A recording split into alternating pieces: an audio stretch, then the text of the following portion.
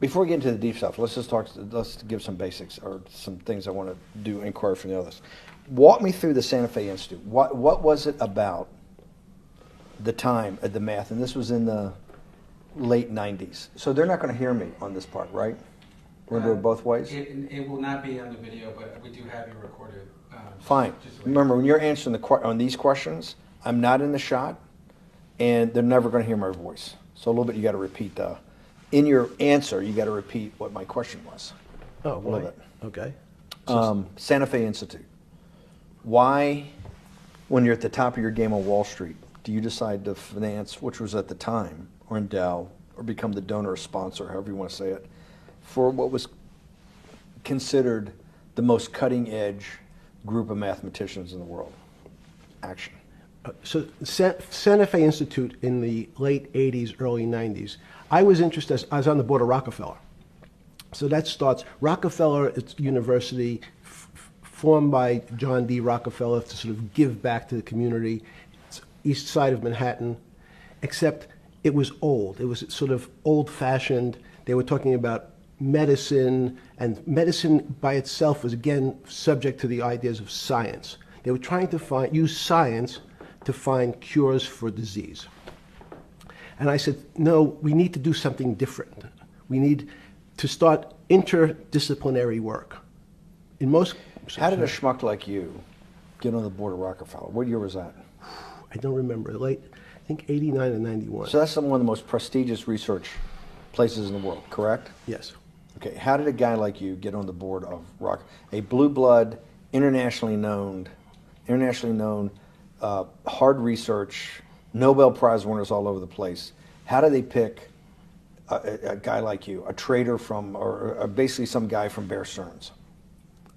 Good question. So I was asked to be on the board of Rockefeller, and I think it was, I was on the board of Rockefeller, there was a money manager who said, Rockefeller needs someone with financial expertise because the university is growing and there's lots of new things. You have to, again, we go back to the original discussion the last time. Up until the mid-'80s or sort of early mid-'70s, the most important thing was your name. If you were Rockefeller, you already were considered to be brilliant. If you were head of General Motors, it was your reputation. It was who you knew, who your family was, what was your character. And then in the mid-'70s, basically, if you remember, you probably had a calculator. It was very advanced in those days to have a Texas Instrument calculator, where it could, by putting in the numbers, it would multiply for you to do square roots. And that was the first, and everyone who had a calculator was already advanced on Wall Street. A simple almost like your accountant. The most important parts of business were really now going to calculations. So it's not only mathematics, but it's things that could be calculated. Reputation couldn't be calculated. I could give you, are you a 10 on a reputation scale, an 8? What does it mean to have a measurement of your reputation?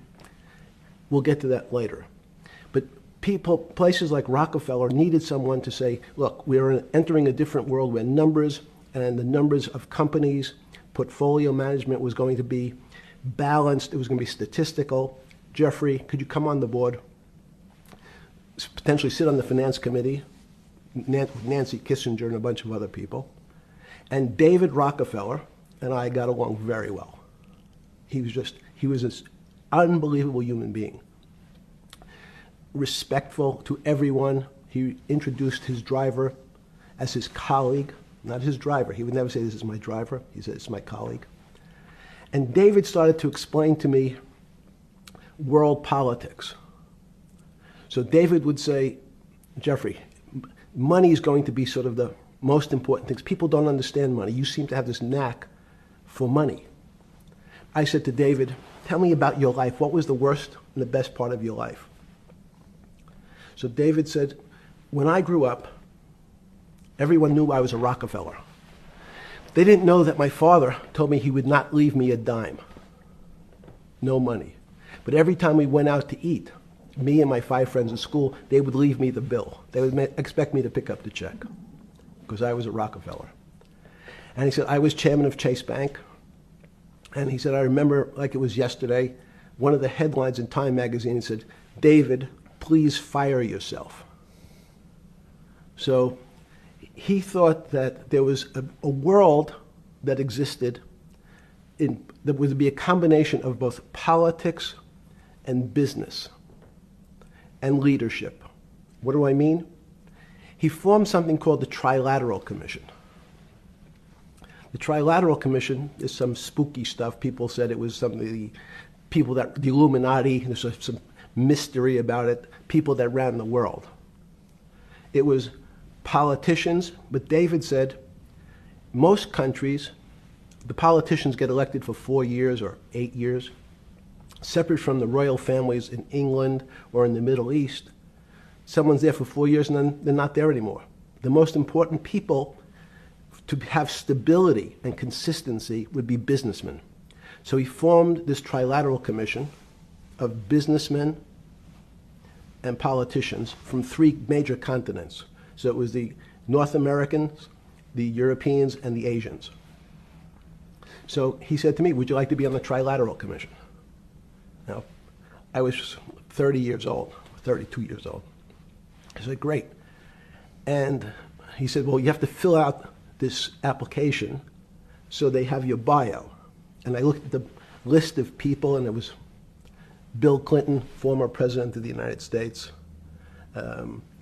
Paul Volcker, every great leader in America, the Asians, the Japanese, and with a very long description of their history. And they asked me to fill in what I would like to have written.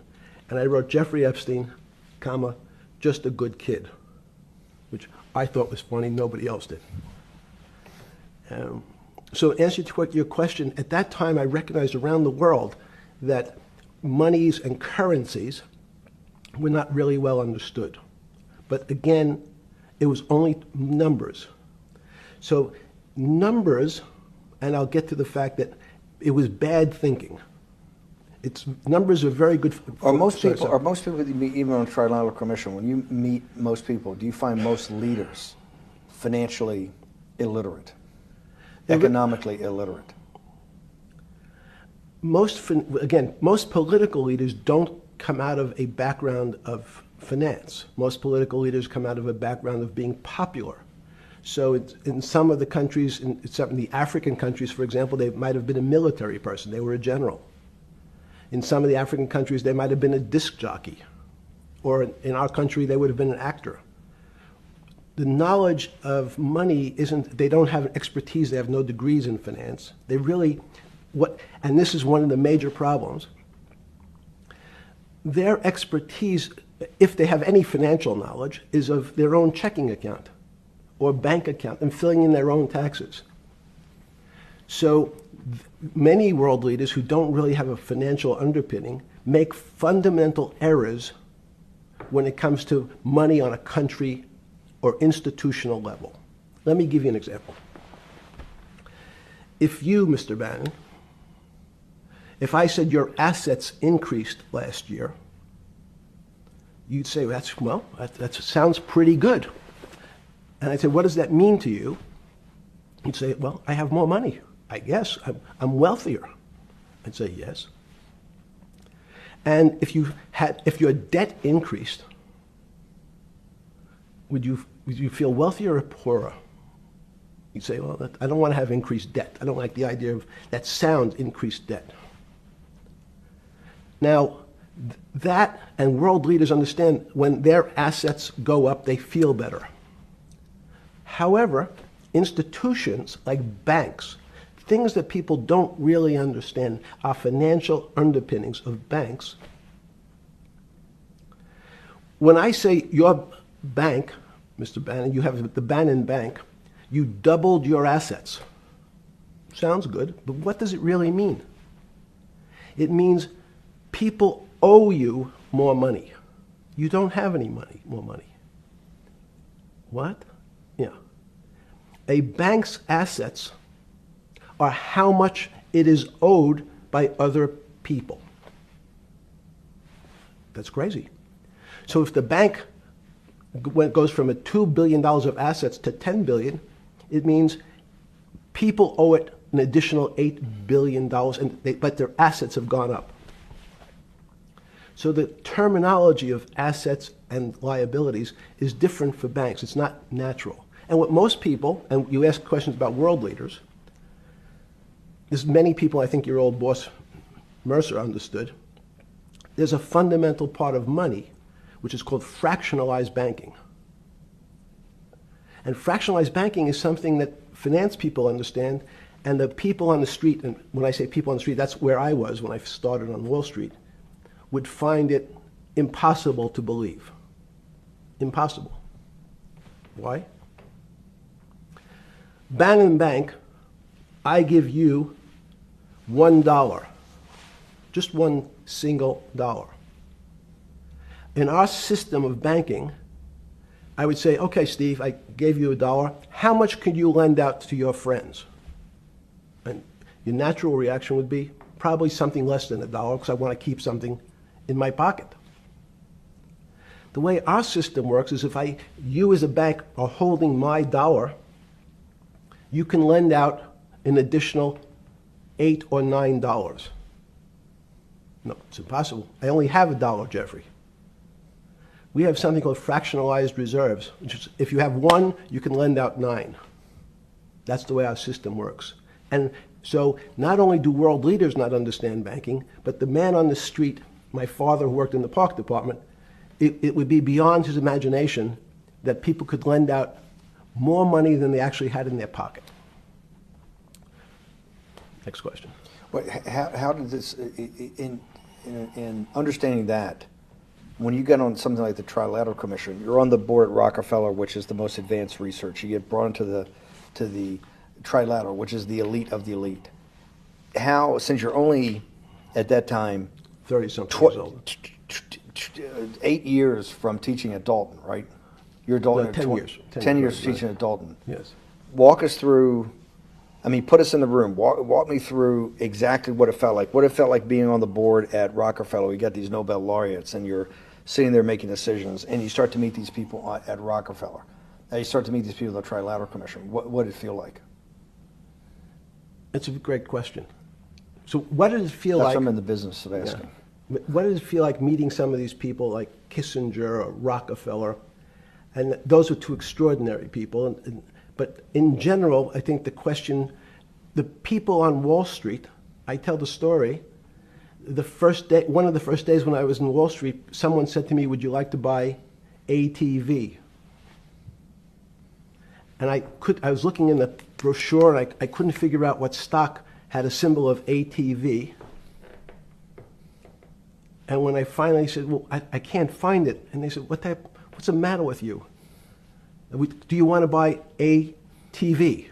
Which is, he was selling hot televisions, stolen televisions from the floor of the American Stock Exchange, referred to in common parlance as the televisions fell off the truck. So I knew what that phrase meant from Coney Island. But what I found was most people, be it in business, in normal life, or in the world leaders, don't really understand money. It is something they think about. They have a sense of what it is. They certainly want more of it. But they also make statements like, we want more money, but we don't want more debt, which just shows a misunderstanding of what money at its core really is. So most people don't, they want to make it, they want to save it, but to understand it intimately is not a normal characteristic. At the first Trilateral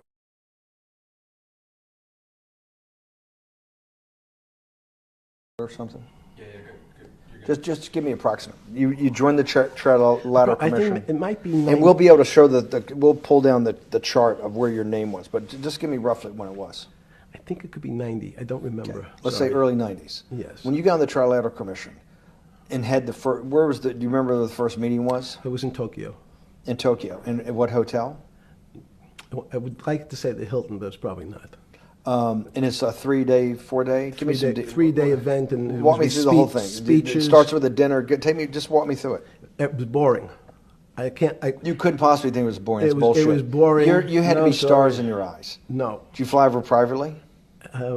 Yes, but it wasn't my plane. So it didn't count? No. You fly over.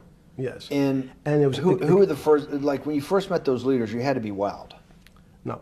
You're 10 years out of Coney Island. No, I'm not wowed by people of position. I'm wowed by people of great ideas. And I don't care if it's the bus driver. I don't care if it's the student I had who has teeth coming out in Well, every these direction. guys have to have great ideas. They're the leaders of the three great continents of the world: North America, Europe, and Japan. No, many of these world leaders become world leaders because they're popular and they were able to get votes or they were able to convince people to vote for them. I learned later. Many of them were just good at what they did in terms of politics. Remember, world leaders are politicians in general. They're not scientists, they're not intellectuals, they're not great thinkers, they're great politicians. At the first Trilateral Commission meeting that you remember in Tokyo, sometime in the early 90s, do you remember what were the big issues of the day that they were talking about, and what did you think about it? Yeah, in fact, it was funny because they were talking about inflation, and they were worried that what would happen, how do you control inflation? And as a mathematician, I didn't understand the concept. I don't understand the concept today. How's that possible? Well, when you talk about most things to do with money, money is meant to be local. It's US dollars, then I understand what it means. If inflation, it means my dollar today inflates, and it doesn't buy as much as it did a couple of years ago. The prices go up. It seems that everything is great, but in fact my dollar is shrinking in value. If you, and you're the financial genius here. I'm just a lowly M&A guy. Sure. If you let me finish the thought. Go ahead. So if you're in America, you can feel inflation. Your salary's gone up, but you can't buy the same car. In fact, it starts to feel weird because the value. That's why I wanted to ask the question then. This is my point. Sure. The people who live and breathe this, the central banks, have been haunted by the specter of inflation since the late 70s. Yes. First off, tell our audience, how did that happen? The two great financial events in the 20th century, I'm not going to get to the 21st, were the great inflation in Europe after World War I, the Great Depression, the hyperinflation in Germany that led to the rise of Hitler, and then this inflation in the mid-70s. Before you go to explain inflation, why is the specter of inflation always the central thing in central bankers' minds? Because it goes back to the first concept I said, the weird concept of fractionalized reserves. The system is not well understood. And most systems, in fact, are not well understood. We don't know how our digestive system. Stop. This is I impossible. understand. This is impossible. The world banking system, the world currency system, the world monetary system Yes. has to be so well understood by the Greenspans of the world and the Bernankes of the world and you, right? The currency traders, the guys making billion-dollar bets every day. The legendary guy on Wall Street in the late 90s, Salomon Brothers. Lou Ranieri? No, the guy that wrote the money. Michael Lewis? Marius Poker? Yeah, Marius Poker. Who's that about? That great trader. Lou Ranieri. No, it wasn't Lou, the guy that ran the desk. Yeah. That eventually ran the hedge fund that went long-term capital. Yes, I don't remember. Who's the guy? I want to say, I don't remember. Yeah. I'm sorry. Lou Ranieri is big, but Yes. those guys have to understand the system perfectly. No, they don't understand the system. They understand the local part of the system. So, for example, why is not only inflation, most bankers are terrified if the public understood that the bank really doesn't have their money at any one time. It's one of the things during the Depression, there were runs on the bank. The reason the banks don't keep much money in the actual bank is they assume that not everyone's going to want their money on the same day. So it's not really the fear of inflation. The fear is a run on the bank. Everybody wants to take out something that doesn't really exist. Inflation is tied to interest rates. It's a more complicated example. But when your money doesn't buy the same amount of product this year than it did last year, if it buys less and less, like it happened, you used the term hyperinflation.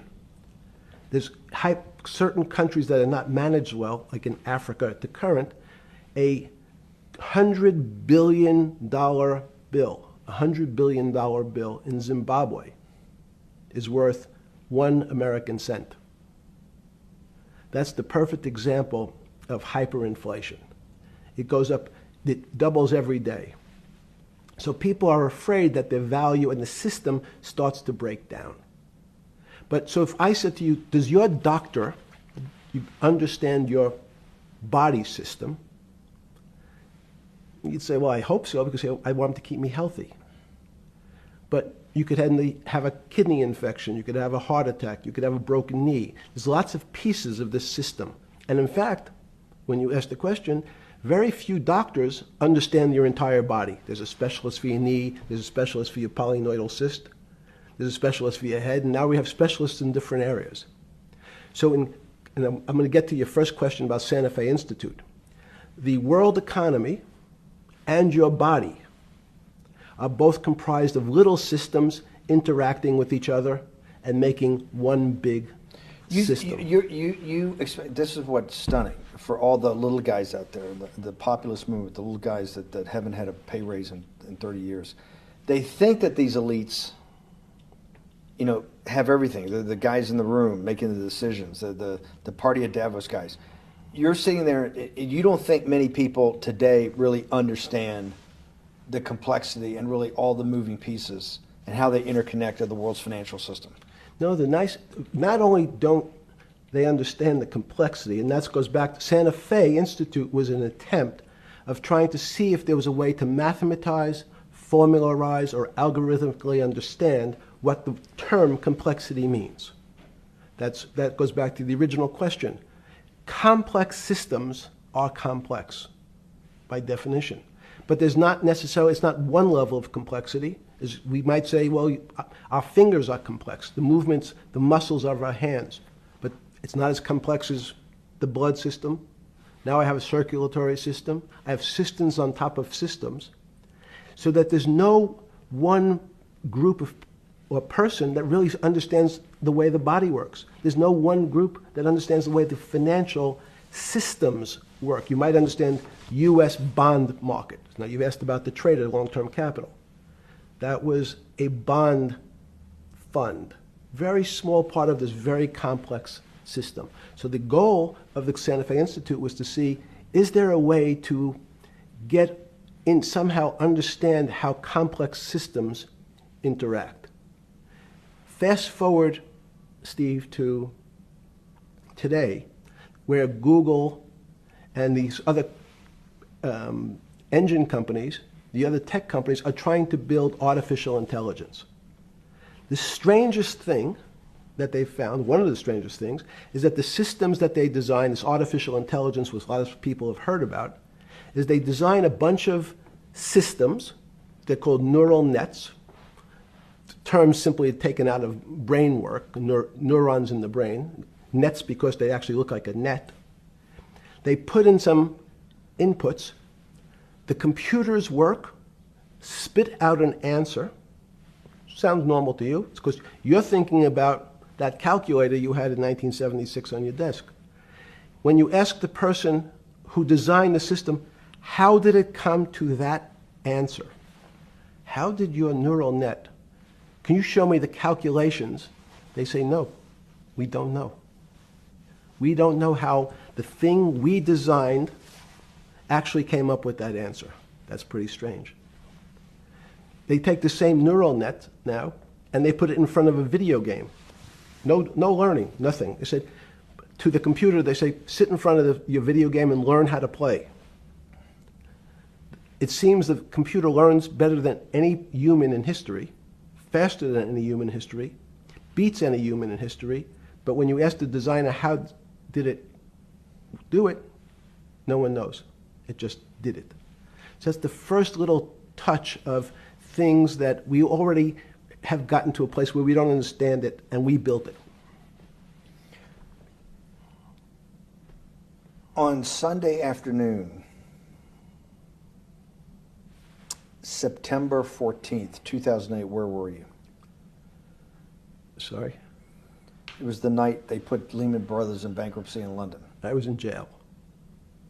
Seriously.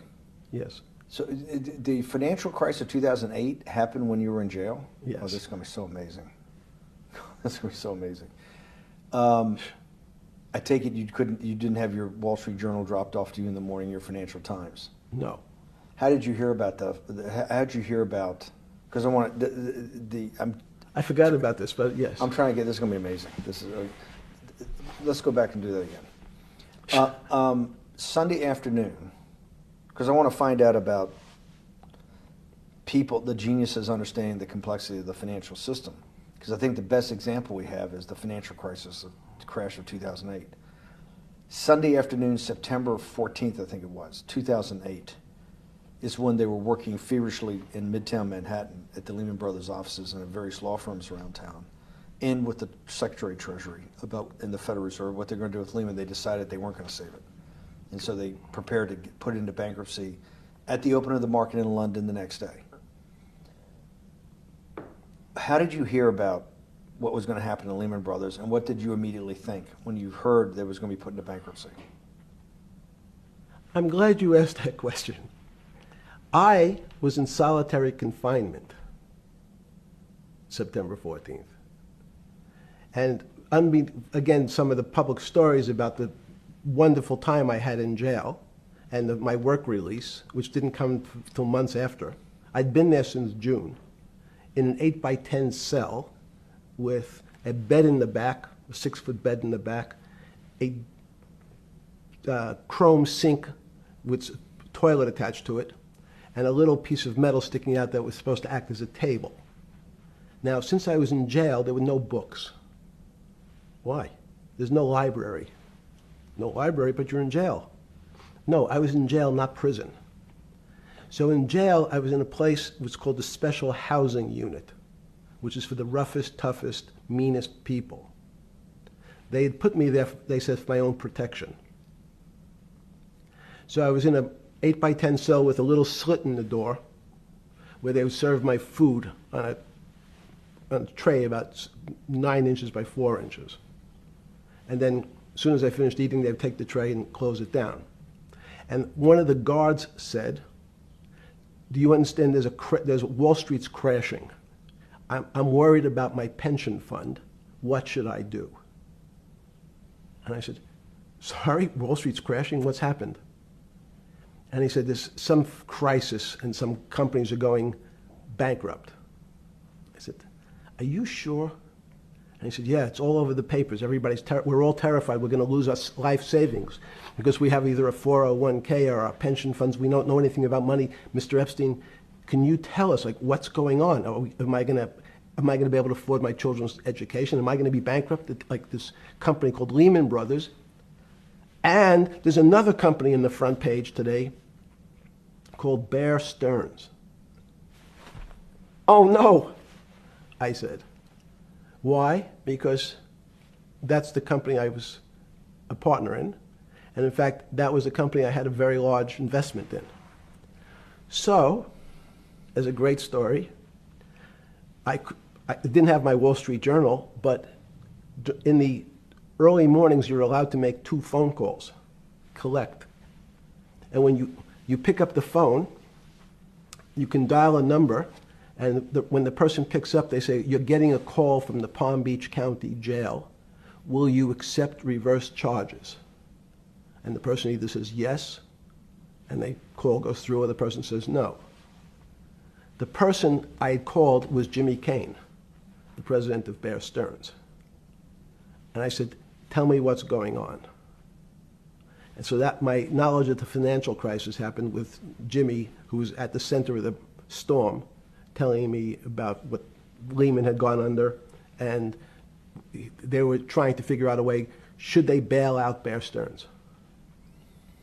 Did it strike you at the time of the mess you had made of your life to be in a situation that you're one of the greatest financial minds in the world, looked at by world leaders and asked your thinking by the most prominent and important people in the world, and here you are in solitary confinement. You got to make a collect call to somebody. Did it strike you at the time how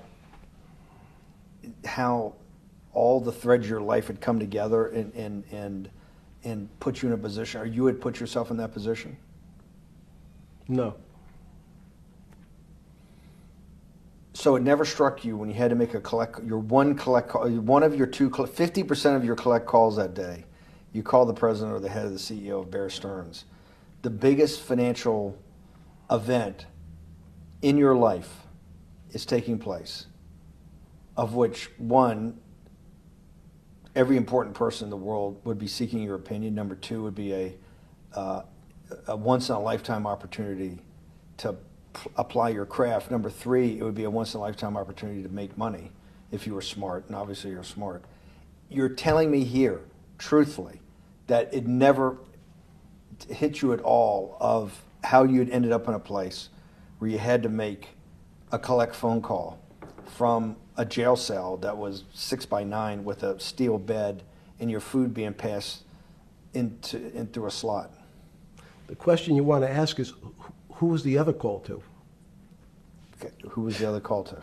The other call was to my friend at J.P. Morgan, who was then, I didn't know it at the time, trying to buy Bear Stearns. So at one point, I had two phones. It was difficult because they're afraid people are going to hang themselves with the phone cord. So they don't actually come together and they're pretty short. So I was actually going between two phones talking to Bear Stearns and J.P. Morgan at the same time. So I found it amusing. And it never struck you about how to end up in a situation like this? No, that would be probably means I would be too self-aware. You can't possibly expect me to believe this. I know. I don't believe it. You're telling me that during that day, you never had a moment. You sat there and go, what the fuck have I done with my life that I'm in a 6x9 jail cell when I should be on a trading desk, or I should be in my $250 million greatest townhouse in New York City, taking calls from the king of Saudi Arabia, the president of China, the head of Russia, the president of the United States, to save the world's population from a financial debacle. You honestly expect me to believe that that never happened? You're suggesting I was sort of somewhat depressed, and how could this happen to me? I'm not saying depressed. I'm saying a moment of awareness of how could I get myself into this situation. No, I would just say how strange that this happens. Just, it's strange. I'm wearing a jumpsuit and flip-flops. What color was the jumpsuit? Brown. Brown. Brown jumpsuit. Yes. I notice I don't see you in a lot of brown. No. Brown jumpsuit and flip-flops. Flip-flops, yes. With no access to books, no access to newspapers, no access to anything. You had lived on information. Except my Almond Joy bars. I had extra Almond Joy bars. Did you eat Almond Joy bars and things like that because you're afraid of what the cooks did to your food? Yes. Is that because of that you were in for the crimes that you were in for? No, it was just in fact, I was. Is it because you're wealthy? Yes. How did you know that? Well, people would constantly come if I was passing by or have to go for my medical. People would either ask to borrow money or make some other types of comments about. In the beginning, what were the comments? At the beginning, what were the comments? It serves you fucking rich guys right that you're here next to me. There was nothing about your crimes. No. So all this rumor you hear all the time about people in prison that commit the type of crimes you commit, you're saying in your personal thing is not true. No. It was all because you were rich. Yes. And it was all because they wanted to borrow money. Or get advice. Yes. Wait, they get advice to go long. Yes. You're telling me is this time to buy? You're telling me in solitary confinement they're interested in going long. Yeah. They want to know what does that say stocks. about human nature? Well, what I think that people find, one of the reasons they wanted to keep me in solitary confinement was they're afraid that everybody would want to know which stocks to buy. But what happened was, after this crisis, now it's on the front page of every newspaper. I don't want to lose this day. Sorry. When you first heard that, was it Bear Stearns had been kicked into bankruptcy, 6 months before? No, this is the same time. This is part of the same deal. I thought no. Bear Stearns, they saved Bear Stearns and didn't save Lehman Brothers. That's right, it. they let 6 months Lehman- before they had bailed out Bear Stearns, but Bear Stearns was still a zombie, A shell of its former a self. former self. But they had quote unquote saved it. They admit. Why did they make the decision in your mind? Why did Hank Paulson and Bernanke what's this concept of moral hazard? Explain to the audience what moral hazard is, and why did they save Bear Stearns 6 months before, and why did the smartest guys in the room decide not to save Lehman Brothers?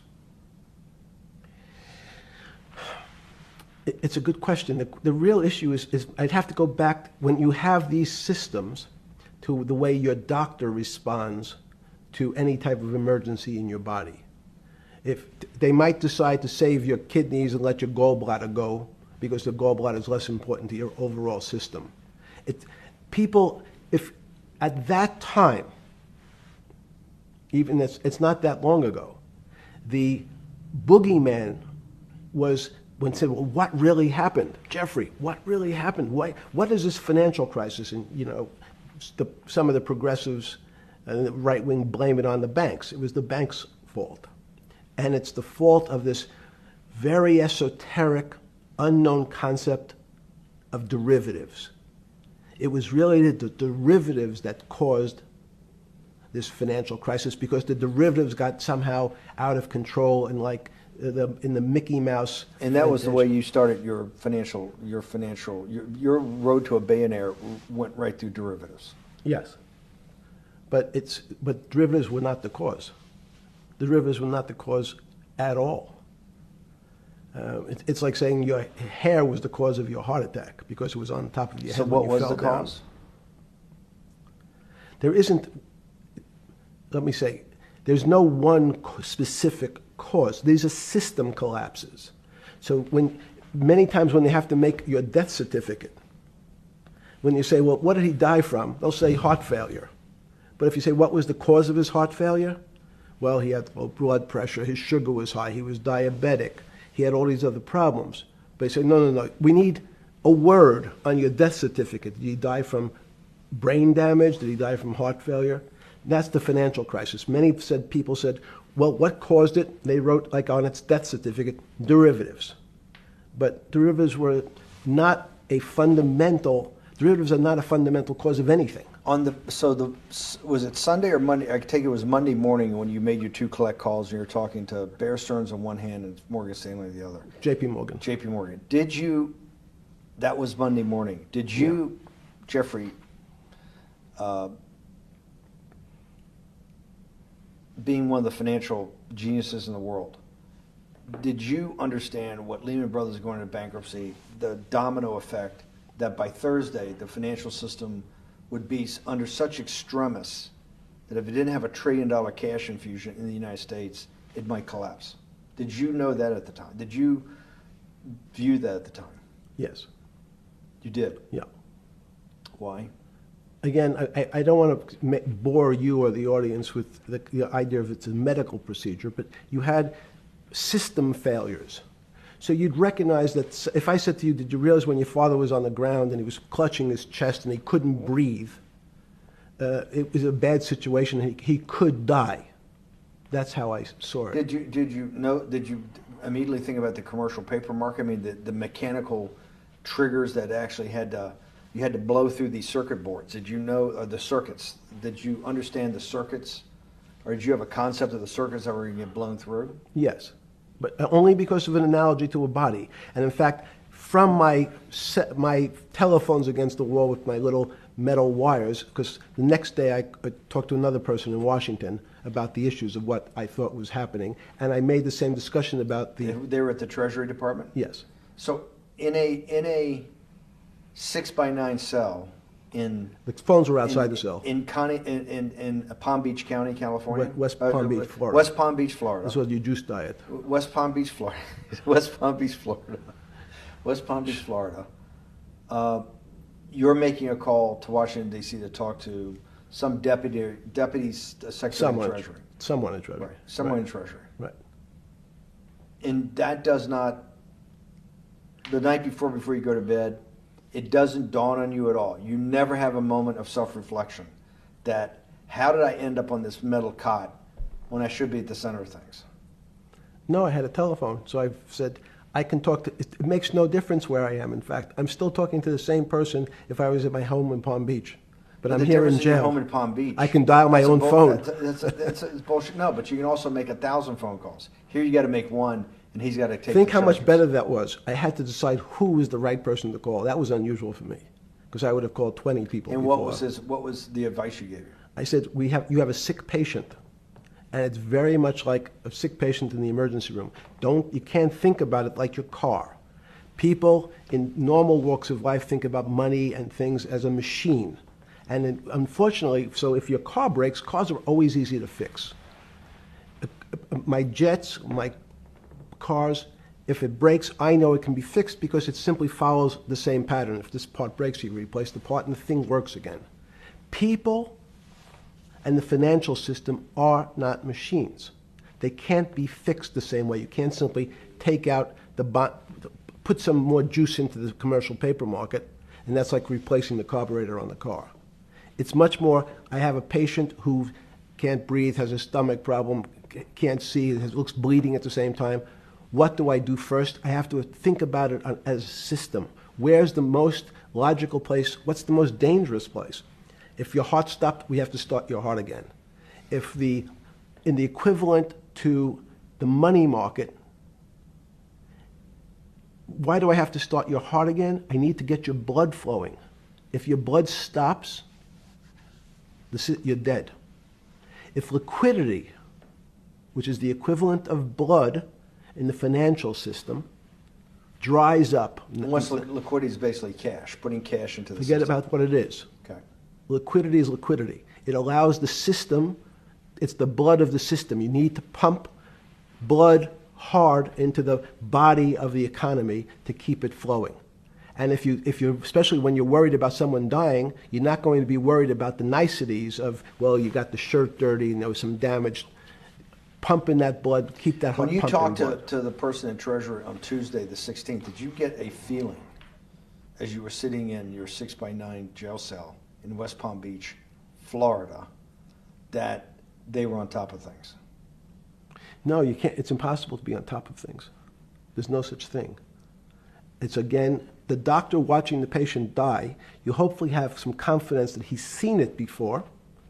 He recognizes that there are some steps he has to take first before he bandages the guy's finger or worries about what shoes he has on. So you hope that the people in charge, your doctors who are working on the emergency patient, have enough experience and, frankly, judgment to try to keep the patient alive. Did you think that they had those things, patience and judgment? They had pretty good judgment, and you needed a lot of luck, just like in the dead patient. You need to, hopefully you put that blood in and it's not too late. And you make some mistakes, but you have to know you're going to have to give it a shock. In the run-up to the September crash of 2008, Yeah. I guess you weren't occupied with finance. That whole summer, how long had you been in jail? Went to jail June 30th. So the entire summer. Yes. Before you went into jail, you were still very active in the financial markets. Yes. When you say active, you trade currencies every day, you trade stocks every day. When people, I don't do any. someone like you, or you give advice to people to trade stocks or trade currencies. I don't trade every day. I think that's, like Woody Allen said, you can't beat the bank. So I try to pick my spots. George Soros picked his spot when the pound collapsed. This would have been a great money-making opportunity that passed me by when I was in jail, but that's not how I think. In the run-up to that, in the spring of 2008, that's when Bear Stearns got in problems, I think, in the spring of 2008, and they decided to bail it out.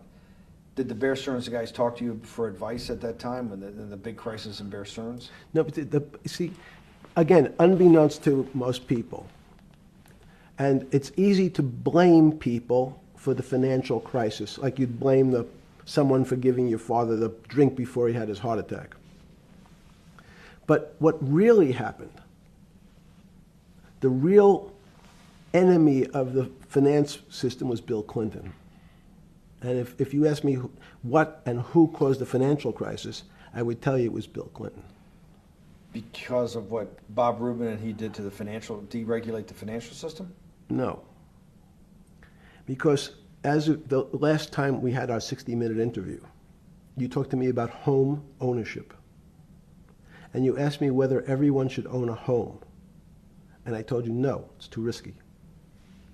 So the financial collapse of 2008 is because of hardworking African Americans, Hispanics, and whites who wanted to have a ownership stake in the society that all rests on their shoulders. They're the culprits. No, not at all. Okay, then I didn't say they were the culprits. I was pretty clear it was Bill Clinton. Okay. Why was it Bill Clinton? Because Bill Clinton wanted to get votes from those people. And he sold them the idea that instead of renting in a house, and historically the values of houses have gone up, and he said, you guys in these local communities who haven't been able to afford a house before, I'm going to show you a way. I'm going to give you a way because I'm sure I'll get your vote that you can own a house because I want your vote. So what we're going to do is I'm going to let you buy a house, Mr. Bannon, when you really, you're right on the border, maybe, or not even on the border. Your credit is not good. Okay, let's be honest. And it's not my fault, it's not Bill Clinton's fault, but whatever happens, at the moment your credit score or whatever it is, your credit's not good. Now, normally, you come to me and want to borrow money, I'm a bank, and I say, I'm sorry, Mr. Bannon, I can't lend you money because your credit score is not up to where it needs to be. Hopefully, if you work harder and clean up some of your problems, it will be. But no, what I say to you is, I'm going to figure out a way to lend you, not give you. I'm going to lend you money anyway, though you don't have a good credit score. And don't worry, I'm going to get rid of the term that you don't have bad credit. Bad credit sounds pejorative. You don't want to be a person. Sounds judgmental. Yes, sounds judgmental. So what we're going to do is we're going to call your credit situation subprime. Oh, nobody knows what that means. Subprime. That means prime is good credit. Subprime is not good credit, less than good credit. So we'll call it something that people really won't follow, and we'll tell you what. We're going to have people lend you money, though you are a subprime borrower, and I will figure out some government agencies to guarantee your loan, though I don't think you're a good risk. So the banks say, no, no, no, we don't want, initially, the bank said, sorry, this is too risky, Mr. President, for us. We're in the business of managing risk. It's not our money. It's the hard-working people's money sitting in our bank. We can't lend to people whose credit is not prime. You're asking us to lend to people who are subprime.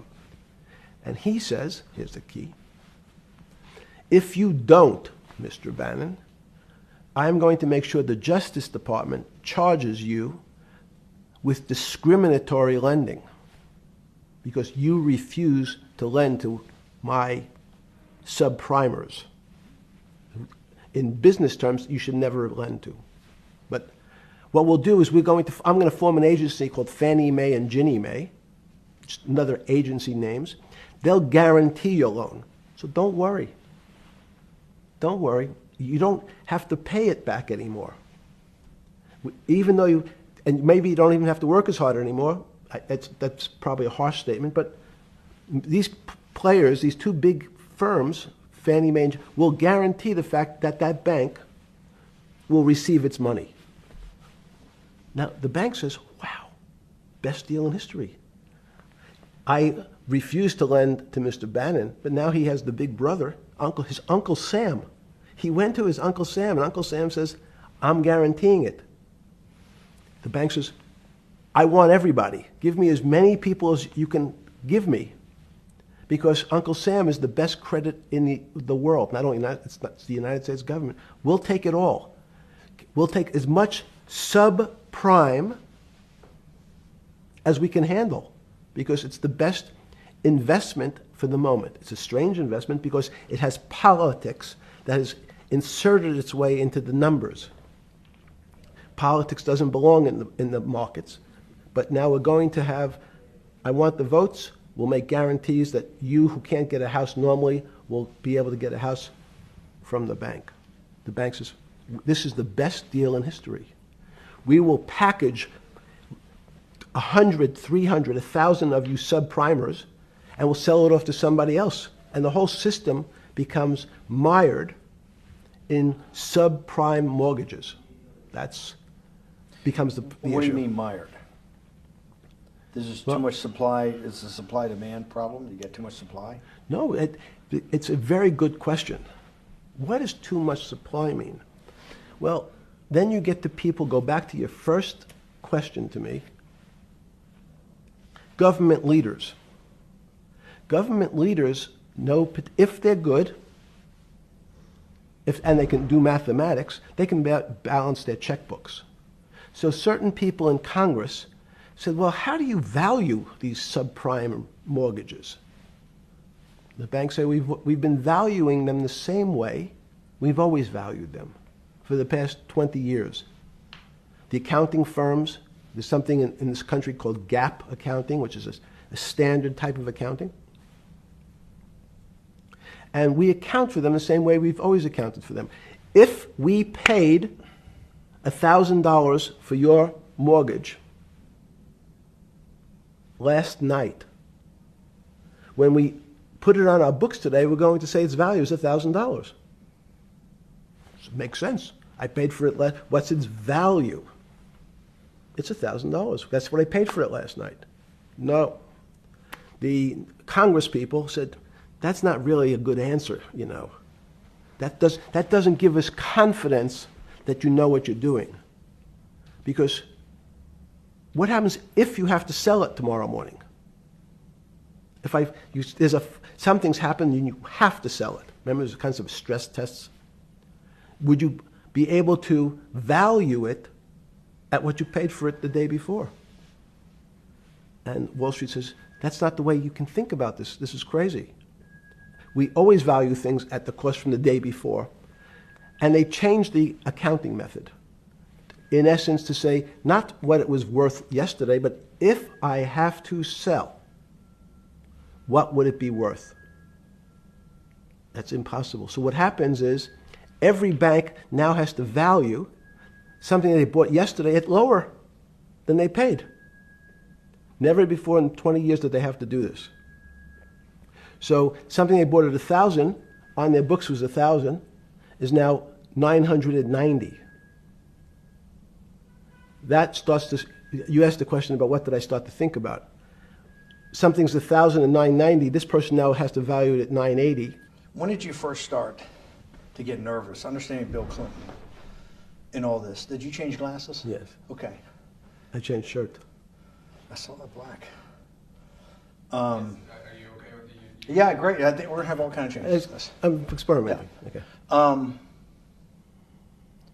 When did you get a feeling? Did you ever anticipate before it happened something like 2008 could happen?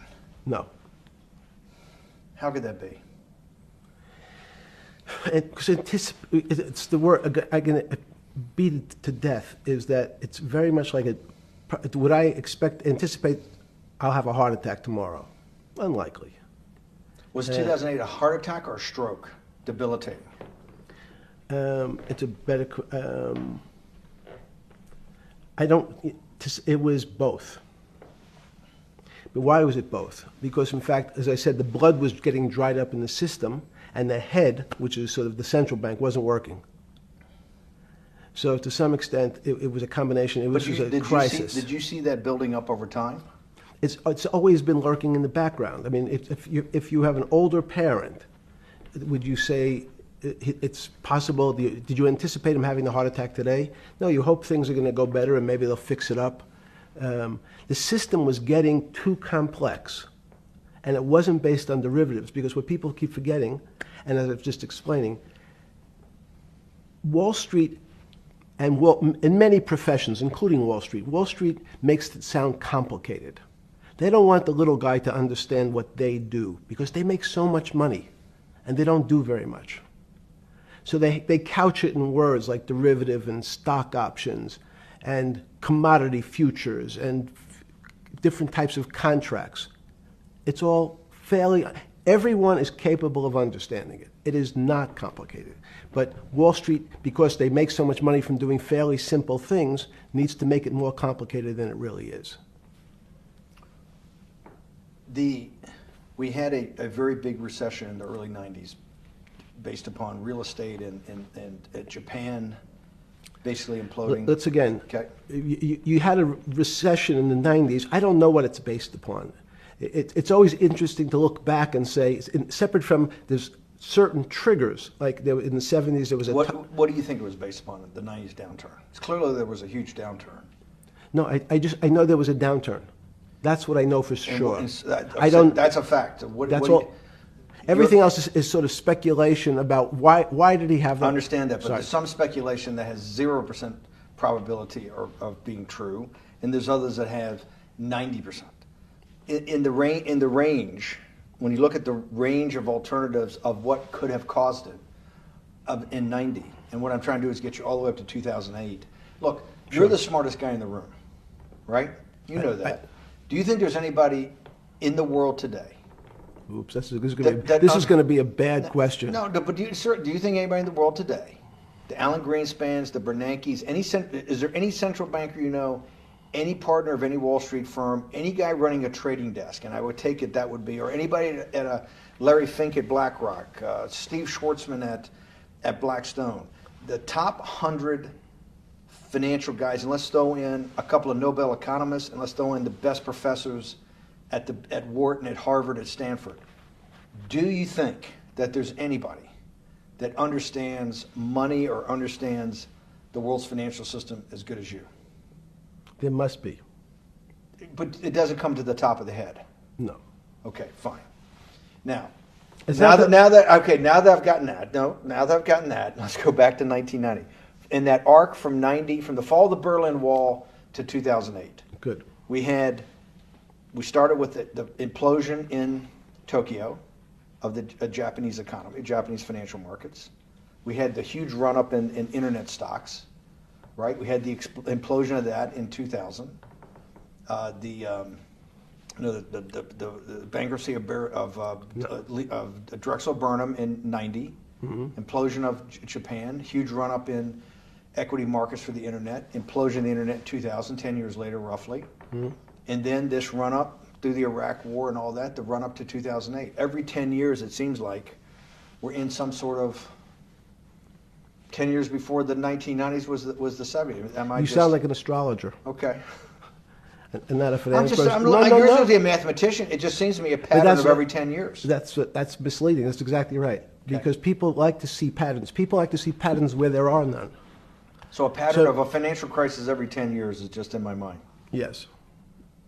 Long-term capital that had to be bailed out back in the late 90s when everybody panicked. And that wasn't that bailout today would look small, and it was $5 billion or was $30 billion. Businesses fail all the time.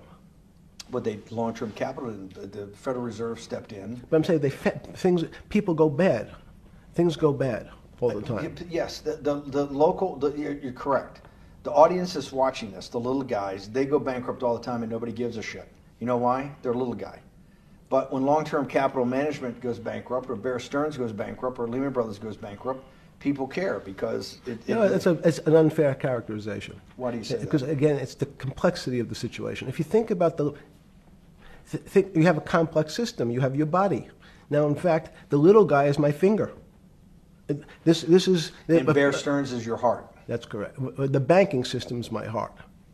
The system, I can't risk my because remember, it's not only my. You haven't been able to name. Hang on. You haven't. Hang on. No, hang. I was trying to hang. I wanted to see if the hang on worked. No. You haven't been able. You're not good enough yet. You're like junior wizard trying to do it.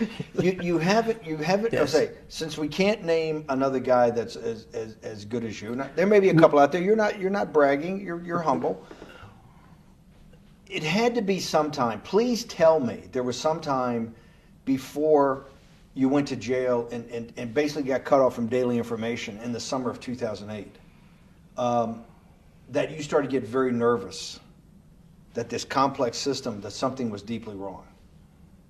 Okay, first, let's go back. When I say no one understands the system better than I do, it doesn't mean I You always understand. sound like a doctor. You're afraid he's going to get sued for giving a thing. Yes, you're not, no. gonna, you're No, not no, taking no. on any liability. There's no contingent liability here for Yeah, your no, answers. no. But the word understand is the problem. Okay. I don't understand the system. So I don't understand the financial Will you system. please stop? You cannot sit here and Yeah, tell me no. what we just went through. I'll go through again. The hedge fund managers, the money managers, the central bankers, the commercial bankers, the heads of the investment banks, the heads of all the trading desks, the top economists, and I'll throw in the business school lecturers at Stanford. Of all the top 200, 250, you can't name at the top of your head the guys who are at least at your level. You have to understand it somewhat. No. Sorry. We all don't understand it. No one understands it. It's a miracle. It's that's part of the problem. It's impossible to understand. That word understand simply means if this happens here, that will happen there. It's predictable. Understanding means it's predictable. It's not predictable. That's the problem. In complex systems, that was the fascination. Is there a way to tease out some level of predictability? So even No, in fact, you would ask the question. It's a great question, which was it a stroke or a heart attack? Now, most people don't know that before they were going to have a stroke, they had a stroke. They just have a stroke. Do they understand why? In hindsight, you go back and you can make lots of explanations. It might sound good, and if you're talking to the working man, you're using language that he'll never understand. It's complex. So he, just like going to his doctor, he says he has a gastrointestinal problem, or he has diverticulitis, as opposed to saying, you had a stomach ache, you ate bad food. People don't like to say it in normal, everyman terms. The system had a stroke, and we don't know why. But you just, okay. Hardworking people, and there's a great social benefit, would you not agree, with having people having ownership in the system? When you say ownership in the system, it doesn't mean. Let's start over. Cause Okay. So flip Sorry. over your phone too, because Yes. I don't want anyone to see Yeah. what's on your phone. So maybe flip it down or something. Yeah. Yeah, who knows what the fuck comes up with that phone? That's correct. We don't want to send you. KSA. I can't not believe I've got the magic moment when you're in fucking prison or jail, wherever the fuck it is, It's in crazy. solitary. Now, there's a funny part to that we missed, which is So said. go ahead, tell it. The What's funny that? part is Yeah. what you asked me. Is there anything funnier than that? No, For black humor, I don't make any black comments. Sorry. You asked me what I was wearing. That's right. You're too wrapped up in the Me Too movement. Yes.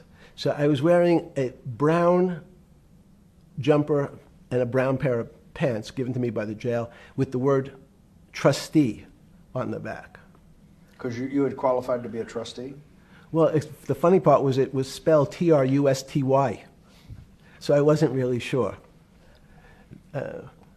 I'd been a trustee in many different operations, but it was the first time it was actually printed on my back and spelled incorrectly.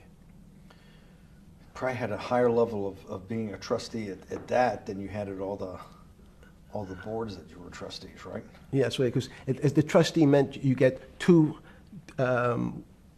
devices to clean your toilet as opposed to one. Yeah, but it also meant that you had some sort of personal fiduciary own responsibility for oneself, right? In the jail? You mean? Well, that's what being a trustee is. That's where they give you two. Yes, you get two cleaners. I was a trustee in the jail because I was able to teach some of the kids to help them get their GED. So that's how they gave me a trustee job. There's no time. I got to go back to this because I'm like a dog with a bone in this thing. Yes. You can't. There's something deeply fucked up with you. At least something. Well, we know there are things deeply fucked up with this. You will get through in this film, Right. but you cannot possibly sit there, knowing that you came from nowhere, knowing that you went to the very top of what is considered outside of science and maybe physics, the thing people most admire because it's like alchemy, understanding high finance. To sit there in what will be the defining financial crisis of our time, like Black Friday and or Black Yes. Monday, whatever it was, in the Great Depression, and be there at that exact moment, triggered in part by a firm that you used to be a partner in and knew intimately well, and it created much of your initial net worth because of, and know that you couldn't, someone who lives on a phone, right? Yes. Because you do live on a phone, right? Correct. You had to make just 2 collect calls. You cannot tell me sometime during that day you did not have that conversation with yourself of how the fuck did I do this to myself to put myself in West Palm Beach in a 6x9 cell with a metal fucking bed with a brown shirt that said trustee spelled wrong. So did I find it amazing that I was there? That's a Not better- amazing, and I don't want to say it's not Nope. funny. Oh, I thought I wasn't funny. Right. But Not I- amazing. no, it was incredible. Incredible in what way? This- Incredible like, how do I do this to myself? No. It's as incredible as me sitting here in this house. They are both just 2 sides of the coin. That's how I think about it. That my life today is incredible. Do you consider yourself a stoic? No. I consider myself a hermit. Stoics are not very happy. Being a hermit then, being in that 6x9 cell, being in the cell qua the cell was not the problem, right? Correct. What was the problem? Eating the almond joy bars. Because you couldn't eat the food. No, right. And but remember, my life is. Did that ever strike you that I can't eat the food because somebody might have done something to it? I gotta live off an almond joy bar, 1 a day or 2 a day or whatever. How many ever sneak in a day? No sneaking in. Your 1 almond joy bar, it did not hit you at some time? How the fuck did I do this? No. Let's go back to the spring of 2008. Were you so wrapped up in your personal issues at the time you were not spending enough time on the financial markets, or were you deeply involved in the financial markets like you normally were? In No, the spring of 08? I was involved. So we're saying that the smartest guy in the room didn't see it coming. No, of course The not. bankruptcy of Bear Stearns, you just thought was a Bear Stearns problem. You didn't see it as systemic.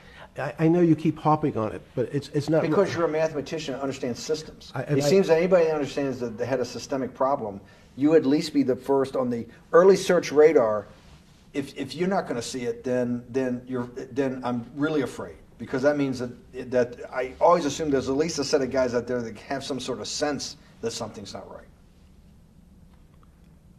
Imagine the guy who has a stroke or had the heart attack.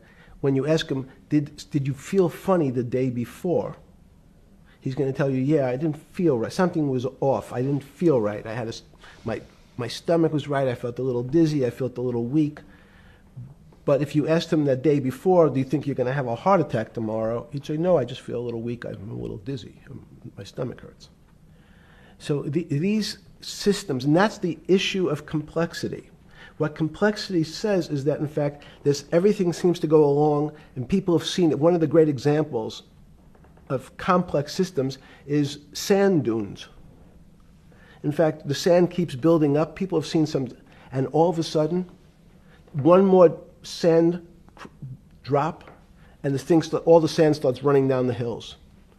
That's the way I see the financial markets. Well, you funded Santa Fe in the early 90s or late 80s? I believe it was early 90s. I can get back to you. But early 90s, Santa Fe was funded for the study of complexity theory. It was math. So let's back up. So why did I buy a ranch in New Mexico in 1993? So that gives you some sense. So I would have funded it in 1990. Los Alamos, which was the high energy lab up in New Mexico, was losing all its scientists. In They were Los closing- Alamos, it was where Oppenheimer and where a lot of the nuclear weapons program, the bomb. That's when the original bomb. Manhattan Project. Manhattan Project Yes. was Yes, sir. as Los Alamos, and you bought your property out in New Mexico to be near that? Yes, because the scientists were going to be, they cut the funding for high energy physics. But the people who worked in Los Alamos would still be in the Santa Fe area. They cut that because this was the Cold War dividend, right? I don't remember exactly why. It was because, again, people thought that physics and high-energy physics really wasn't that important. Because that was about nuclear weapons. No, it was because they decided, which may be not right. This was the same time that Murray Gell-Mann came up with the term quark, Q-U-A-R-K. He picked it out of an old poem, the word quark. But it was mysterious. So they were starting to understand in the 90s that our world of the physics world, there was things that were just unexplainable. They called it strange things. You gave it a name. You gave it some characteristics. You called it had charm, was one of the terms. It had a charm. It had a flavor. It had a color. But nobody really, no one, Mr. Bannon, understood what it was. Just like the financial system. And you wanted to investigate that. I wanted to see if we could build tools so others smarter than me could help investigate it. And that was the beginning of your concept of the Santa Fe Institute. Yes. And Santa Fe Institute was founded to do study in this type of... Can these areas of strange things be described by some form of mathematics? So that's what I'm trying to get at. The foundational thought, the organizing principle of Santa Fe, yes, in the high physics lab at Los Alamos, right, which had been the headquarters of Manhattan, and the Trinity Project, right, the bomb. Yes. So you're talking about the elite, the high priest of physics. Of physics. Yes, sir. Which high priest of physics, some subset of that is also mathematics. Yes, they're both similar. Project out. One of the tools you want to do is to make sure that in this complex system, the finance system, I'm doing a lot of this for philanthropy and a lot for the good of mankind, but also to be able to understand this complex system, the most complex outside of maybe our body, of the financial world. Yes. Did they create tools, or were you smarter in then the mid-aughts, 15 years later, than you had been then because of work that was done at Santa Fe? No, it was great. But in fact, most of the money, most of my philanthropy in the area of can you describe things that appear to be unexplainable by mathematics, and can you fund people who have new ideas? And unfortunately, when someone thinks they've been able to, there was a man, Stuart Kaufman, when they think okay, I figured out how to be able to predict the unpredictable, what appears to other people to be unpredictable. But my system, in those days it was called genetic algorithms, can predict what things will happen, and they all want to make money. So they use their systems to try to figure out, they know they have figured out the way to make money because they figured out the unexplainable. They try, they go bankrupt, and we start again. So with a cold view, what I've come to realize is that the attempt to mathematize, formularize, or what in your prior work, to understand what really is, in today's world, still unexplainable, is impossible. They're miracles. Your first head of Santa Fe was Christopher Langdon, I think. Langdon from Australia. But Murray Gell-Mann was Murray Gell-Mann was the funder. He was the rock. Yes, he was the rock. He was a Nobel Prize winner? Yes. Yes, and a wonderful guy. He came out and helped us with the Biosphere 2 project. He came with Chris Langdon. Yeah. Chris Langdon was the operator, the day-to-day guy. Chris was doing artificial life. Right. Murray tried to lead his own artificial life. Yes. When Chris came to Biosphere 2 for the first big conference we had in 1994, he was one of the most impressive guys there among all the world's elite. Kew Gardens, the Lawrence Livermore Lab, the labs at Sandia, all the major universities, Lamont Doherty, all the big Earth observatories, Woods Hole. What set Langdon apart, I thought, and the reason I invited Santa Fe to be part of it, was Langdon actually made a presentation that everything, and he was making this to scientists, a lot of marine biologists, a lot of people that were just beginning, Wally Broker and people who were just beginning the study of climate change, at that time called global warming, that he made this compelling presentation that everything's really mathematics. Yes. It's all just back to math. And you have to, all these experiments you do, you're not, one of the reasons they're not considered by the high priest in physics as being real experiments is that they don't have a mathematical basis to it, and everything has a mathematical basis to it. Langdon seemed like a radical visionary. What happened to that concept? You go back 350 years. So you have Isaac Newton, you have Leibniz. Move forward, you have people like Heisenberg and Gödel, and what every one of those mathematicians and philosophers came to understand is that there's numbers can describe certain things, approximate certain things. But in fact, trying to put measurements and numbers on other things that are really unexplainable is folly. 300 years ago, they said that unexplainable realm was God. And people who attempted, in fact, to explain the unexplainable, who said, yes, I understand the unexplainable, were charlatans, they were the occults, they were the astrologers, they were the con men. Alchemist. Yes. Well, no, alchemist was, in fact, they believed that there was a way to transmute one metal into another. In fact, they always wanted to see if they can create gold. There's no reason, if you think about it, they recognize that one metal is different than another metal because it has some additional pieces to it. It has additional neutrons or protons or electrons. So because they thought it was a machine, they believed it was a machine, if I can take 5 protons and add 5, that gives me 10, I should be able to get gold. Move everything around inside these systems, the molecules transmute one molecule into another, and if this molecule I've transmuted it into is gold, I'm a rich man. It's back to money. But there's something strange happens. Isaac Newton says, this is really weird. If I want to push a ball on the table, I have to touch it. Maybe I have to blow on it.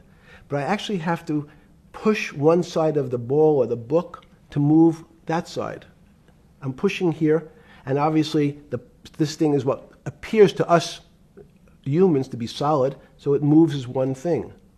But the only way to get something to move was to touch it or put a force against it. Okay, seems to make sense. Everybody has that experience. I want to lift a glass, I lift it. If I want to push a ball, I push it. If I want to pull a ball, I pull it. But he recognized when the ball fell off the table, it went in a different direction. How's that possible? Nobody pushed the ball down. And he said, this is crazy. Why did the ball go down? I didn't push it. I just let it go. So someone's pushing the ball, because I know that I am confident that the only thing that gets something to move is with a force that pushes. So there's a force that's pushing the ball down. In fact, he called it gravity.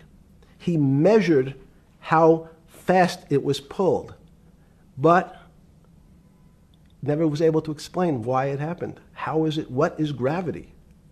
It's this. Everybody says, well, why did the ball fall to the ground? Because gravity took it. But what's gravity? That's, as Feynman would say, that's the name of the thing. We have no idea what it is. This goes to Santa Fe. They were trying to explain the unexplainable. Can we measure? Can we figure out a way to predict the stock markets using these types of chaos complexity? Before we get there, let's walk back through it. Let's go back to Newton. Sure. Pre-Newton and then Newton. What did Newton solve that for millennia up to Newton had not been solved? And then I want to go forward all the way to Santa Fe and what they were trying to solve. Let's start with just 2 or 3 of the basic guys, but let's go with Newton. What pre-Newton it was what, and then why is Newton such a genius? In such a in the, I think mathematically they told me one time, I've seen there's been 115 billion people roughly that have lived on the earth. And of that 115 billion, Newton. Are you sure that's a number? That sounds a lot very high. We only have 7 now.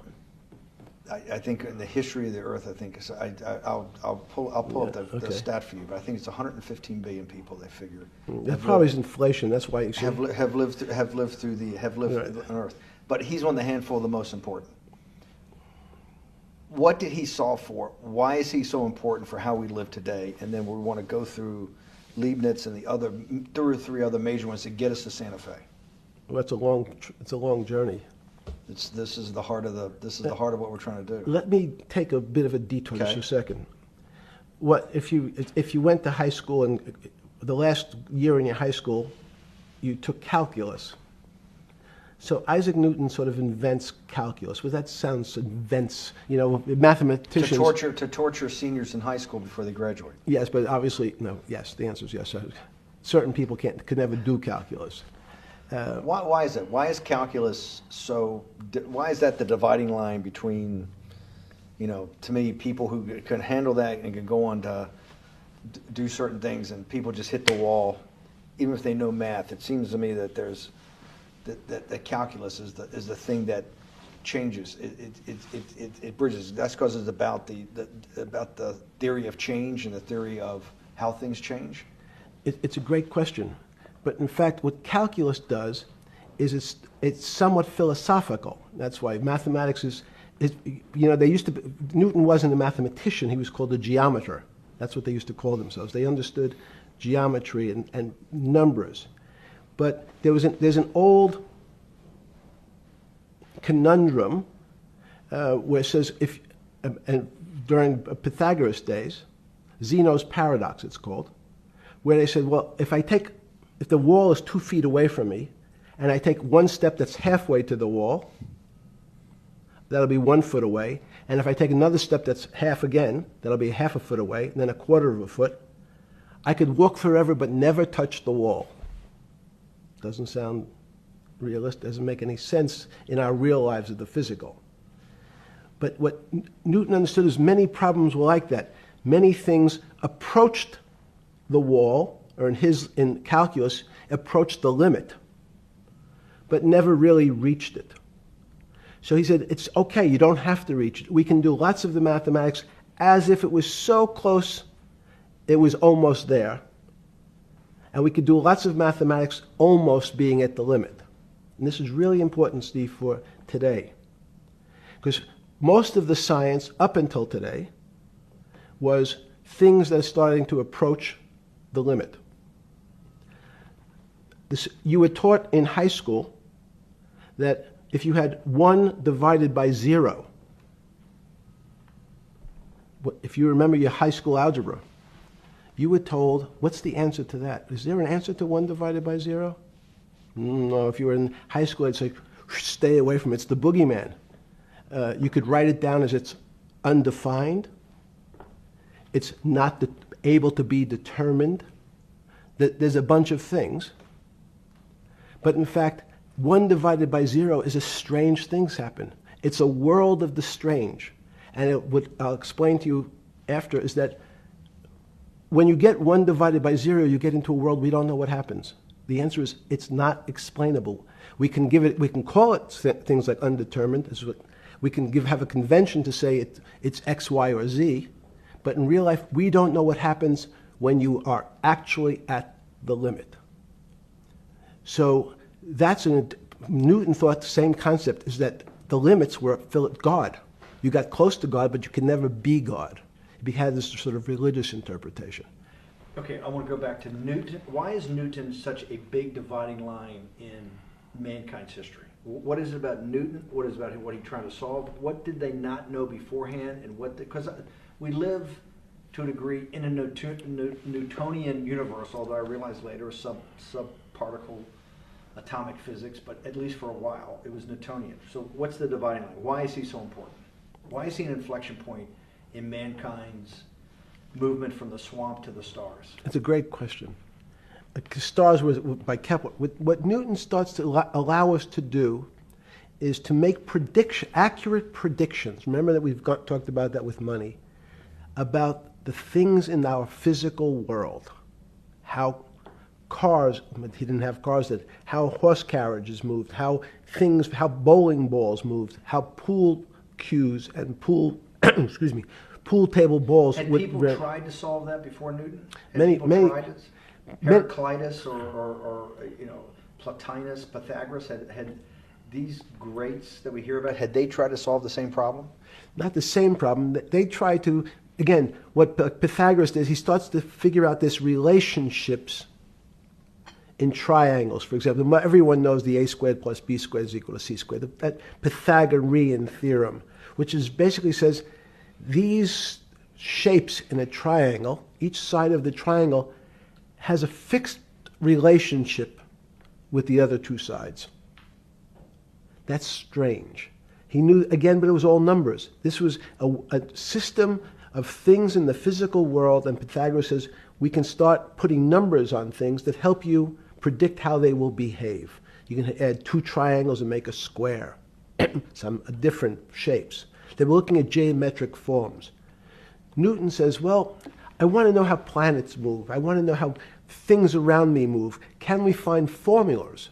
Can I find formulas that explain what I see in the physical world, how physical things interact and how they describe one another? Again, the fact that two things, two solid masses, for some very strange, unknown reason, unknown today, attract one another, no matter what they are. People have seen the experiment. You hang something, two little metal balls from a string, and they move towards each other. In fact, they move towards each other was very specific. So when you drop the ball to the floor of this room, Newton says, in fact, the room came up a bit to meet the ball. The room moved. It's imperceptible. You can't really perceive that motion, but they attracted each other with certain ratios. So he started to be able to measure things in the physical world. And that was great advances. It also, now you wanted to move very quickly. Unfortunately, most people, especially in the 20th century, 19th century, said, well, like Newton, let's measure everything. Let's measure people's behavior. Let's measure their psychology. Let's measure their health. You go to we can have my blood test. Let's measure everything. We measure Wall Street. Their voting habits. Measure, measure, measure. Can we put a number on how much I care for my wife? Can I put a number on how I feel? And we tried, unfortunately, we try to mathematize the finer things in life, and then recognize that there's things that unfortunately just fall outside. Schrodinger wrote a very famous book about what is life. He was trying to figure out a way, can he describe the difference formulaically between things that are alive and things that are dead? The answer is no. The things that are alive in my world are miracles, not magic. Magic has a bad connotation, trying to hide things. You don't believe in the spirit or the soul? That's what animates people, is your spirit or your soul. That's No. Have you ever seen someone die? When they die, their spirit leaves. Their soul leaves, no question. So in There's fact, no question to you about no that. question. There's no question to you that there is some animating life force within us that leaves when you're dead. Yes, in fact, I refer to the soul. This obviously is certain. The questions in the past, even Because during people would normally think you were soulless. So, Thank you. But have you talk about you actually believe in it, and have done some thinking about it is pretty shocking in its own right, isn't it? Well, again, mathematics. Leibniz thought. So Newton was at Cambridge, and he was the head of the math department, right? He's a professor, essentially. Yes. But Leibniz, was Leibniz a German professor? Yes, but what Leibniz said is the soul is so strange because God took chemicals, which is simply the material, like tables, and he somehow made this material able to have a thought. How strange is that? Not only does it have a soul, but some way it was put together that this material substance is able to think. So when you say to me, it's obvious to everyone that there's such a thing as a soul. Now, if you're part of the Charlatanville, you'll try to explain it to people. The soul I describe as the dark matter of the brain. Why is it dark matter? Because in high energy physics nowadays you hear terms of dark matter, dark energy. Again, terminology. It's a complicated term. Why is it dark matter? Because we can't see it. That's all. What do you mean you can't see it? Well, somehow we see something moving towards this area of darkness. Something, I can see this thing. This appears to me to be empty. It's just black. But I see it being drawn this way. So I say, well, I know if this were matter, that would follow that equation. If this was solid, it would explain the way this particle moves. But I can't see anything here.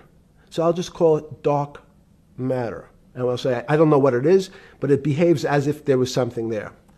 The soul is obvious to everyone that there's something different between things that are alive and things that are not alive. But we have no idea what it is. It's currently unexplainable. I believe we need an entirely different system of analysis to try to figure out. But Sorry. No, with Newton, with all his alchemical studies and things he worked on the spiritual side, Leibniz that just talked about the soul, Schroeder talked about what is life. If a modern scientist or someone that you funded at MIT or at Harvard or one of these things talked in those types of terms, they would be considered to be a wingnut today, wouldn't they? They would not be on the path for tenure, right? Unless they were in the philosophy department. This is exactly my point. We're talking about three of the greatest mathematicians in mankind's history that have really changed mankind. Talking like this, what happened? How do we get to a situation where they could not be in the high physics, they could not be in the mathematics department or working in high energy physics? Good, it's an easy answer. Newton was a combination of mathematician or geometer then and philosopher. And as time went on, those disciplines seemed to move apart. We had philosophy. Some of the philosophers can't do math, and some of the mathematicians. And again, mathematicians often break into two categories. People that solve problems. Those are more like geometers in the old days, just problem solvers. And then there's thinkers, theoreticians. They're more like the old movement towards philosophy. But neither one of those two groups have been able to figure out why something is alive as opposed to something that's not alive. No one's been able to describe what the soul is, but we all know it exists. And I think what we need is science is a bad word. I think science only describes the things we already know about the physical world. In fact, there's an argument that the physical world that we see has been created out of our systems of mathematics. Mathematics, everyone knows mathematics describes the physical world much greater than it should, unless my view, the physical world really comes out of conscious beings that have mathematics. So they create it. This table appears to you and I to be solid. To a bat, because we have light that's bouncing off the table into our eyes, it appears solid. If instead of eyes that responded to wavelengths of visual light, our eyes responded to radio waves, the radio frequencies, it's not different, it's the same type of frequency as light, but different speeds, the table's invisible. We know that our phone works in this room. So the waves are coming through the windows, the waves are coming through the walls. So the walls are invisible to that type of radiation, that type of energy. The walls I can see them because my eyes, a physical system determines that the walls are there. You, with Murray Geldman, you founded, or were the original donor, and had the idea of Santa Fe Institute. In 10 or 15 years later, that effort to study the complexity of systems mathematically. Yes. Was it's a total failure. Yes. A total failure. Total failure. Why is that? It's the failure of science because, in fact, if to some extent science doesn't describe romance.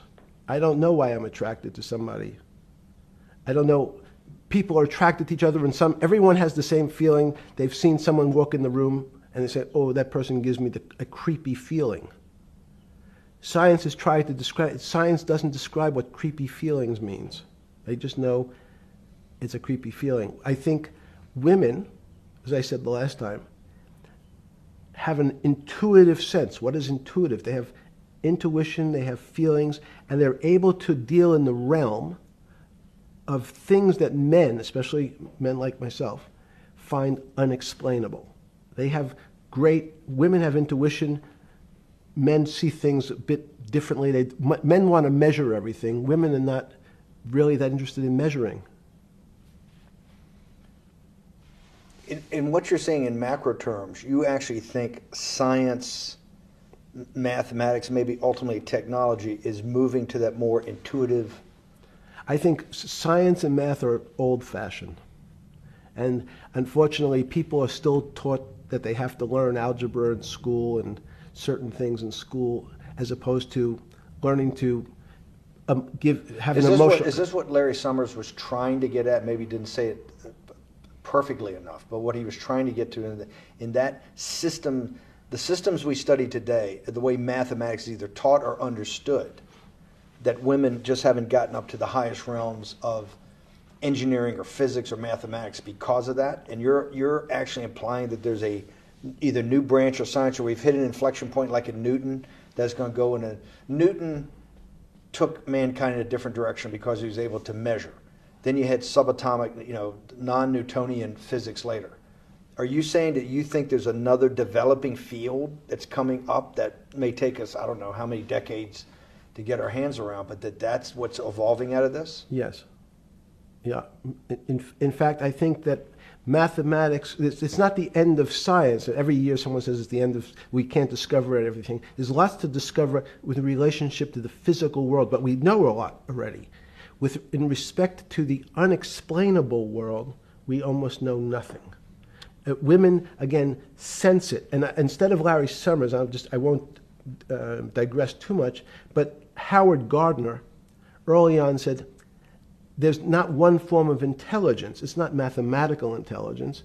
There's emotional intelligence. There's kinesthetic intelligence. There's this argument that I reject that black people are less intelligent than white people. It's not true. We know, for example, that if I was in the forest and I had to run from the lion or figure out a way not to be eaten, and my competition is a local African, I'm the one who's getting eaten because they have the intelligence to deal with their local environment. So it's just different. It's not better, it's not worse, but there's many differences amongst different types of people. And so people have different intelligences, and they excel in some intelligences usually, and less so in others. When did it come to, because the world of high finance is a world of pure reason, or is it a lot of emotion and gut checks and on trading desk and central banks when these decisions get made? Is it that high church, like the high church of science of high energy physics, or is it as much emotion that comes in as much as the mathematics and the reason? It's a great question. I think if you talk to really experienced and successful traders and you ask them how they know what's going on, they can't give you an answer. They don't know. They feel it. They can feel the way the market's moving. They can feel the way the stock's moving. And that these are not very well-defined terms. It's difficult to put in mathematics terms, how did I feel it? You could look back and make guesses what I was seeing. But great traders feel it and then act on their feelings. That's the difference. Many people feel it but are afraid because they want a mathematical justification before they take that next step. When you first got on the trading desk at Bear Stearns in the late 70s or mid 70s, were you shocked by how little actual understanding of mathematics that the traders comprehended? Yeah, well, again, we had a Texas Instrument calculator. Most stockbrokers, especially before 1975, if they were good stockbrokers, could add. That's about it. They could multiply. If you could multiply, you were already in the top 15% of stockbrokers. Stockbrokers simply meant there's a story. When I went to the first person, I had no money. And I said, how much money do you make a year? And he said, $400,000. I said, impossible. I'm making $10,000. That's probably more than your family had made in its entire Life. existence. Yes. And he makes it in a year. I said, what do you do? And he said, it's too complicated for you to understand, which is what the main thrust of Wall Street people, they want to tell you it's too complicated. Because if you understood that that person was simply, he had a brother-in-law, in fact, in this case, who ran the pension fund at General Motors. His brother-in-law would call him and say, buy 1,000 IBM. He'd hang up the phone, he'd write it out on a ticket and walk it to a window. That was his entire skill set. Hello, write what my brother-in-law says, walk it to a ticket window. Give me an example when you were on the trading desk in the early days of Bear Stearns of a time that you felt either complete uncertainty or you saw total panic, where something was happening that people couldn't foretell and that they were like in an airplane cockpit where it's going wrong. Walk us through that. In 1978, I think it was, across the news wires, there had been a collapse of the currency in Thailand. On the other side of the world, had no relationship to me. I wasn't sure where Thailand was. But the fact that a currency, a country's money, had all of a sudden dropped tremendously in value, affected the rest of the world's markets. And people panicked because they'd never seen that before. A very small part of a very complex system had a shock throughout the whole system. So prices on Park Avenue apartments, the bond markets, the stock markets, every started to gyrate. You know, there's an old mathematics expression that if a butterfly wings in Mexico make the wrong turn, it spins out, and eventually, by the time it gets to Canada, it turns into a tornado. So these are part of complex systems. So yeah, Wall Street in certain parts. Santa Fe Institute was supposed to actually come up with a formula for that, for the butterfly wings. Why in 15 years did you reach the end of at least that experiment? Every attempt to, that's why it's so exciting now, because I think certain people are starting to realize that there's so many things that are unexplainable that we have to think about them differently.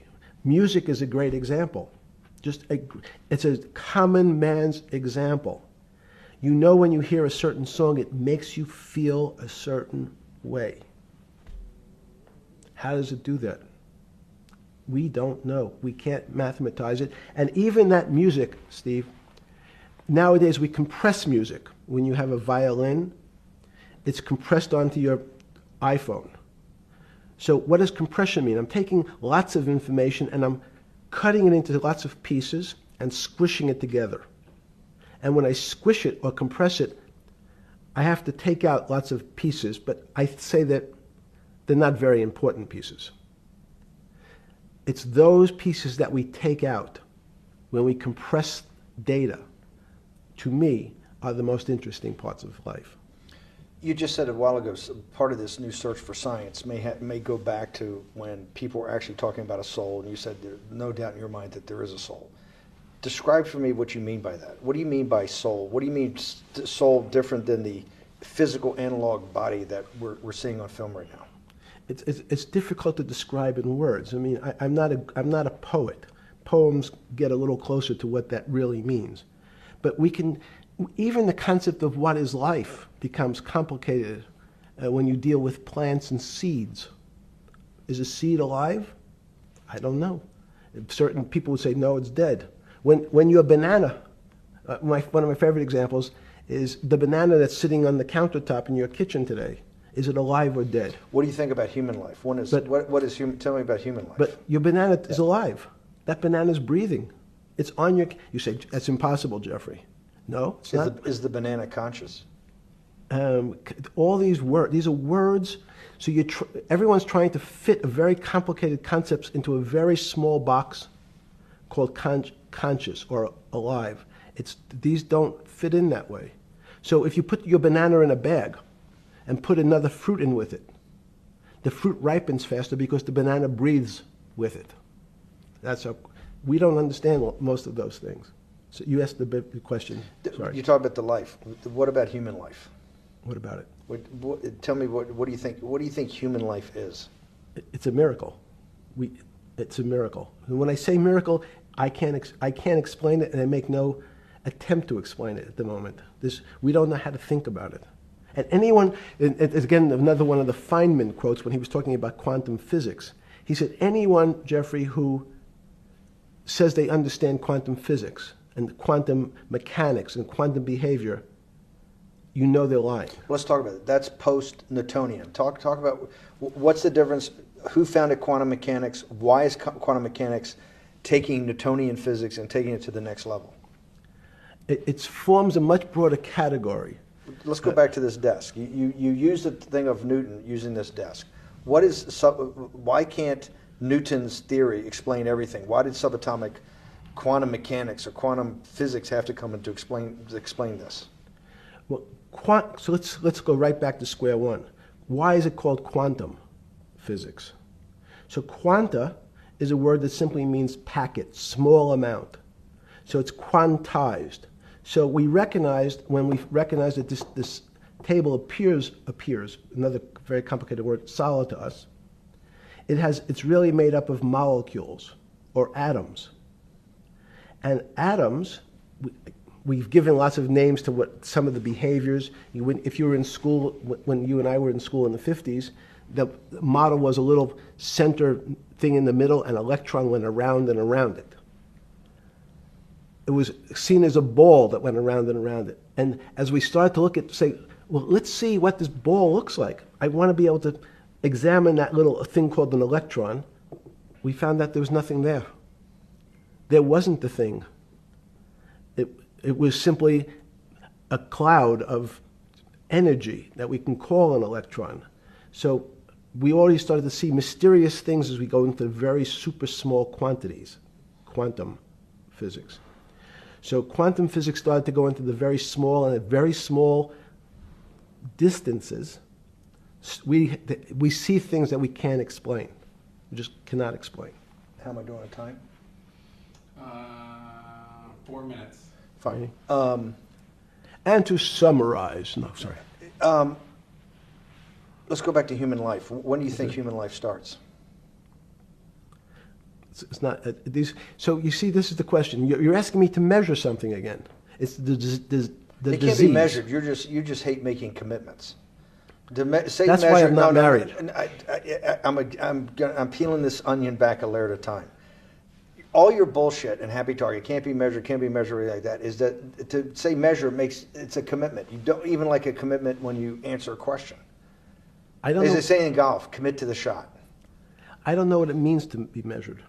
You do know what it means to be measured. You're one of the leading currency traders, hedge fund guys, or stock market financial wizards. You're in the high priesthood of high finance. You certainly know how to measure. That's why you're a billionaire.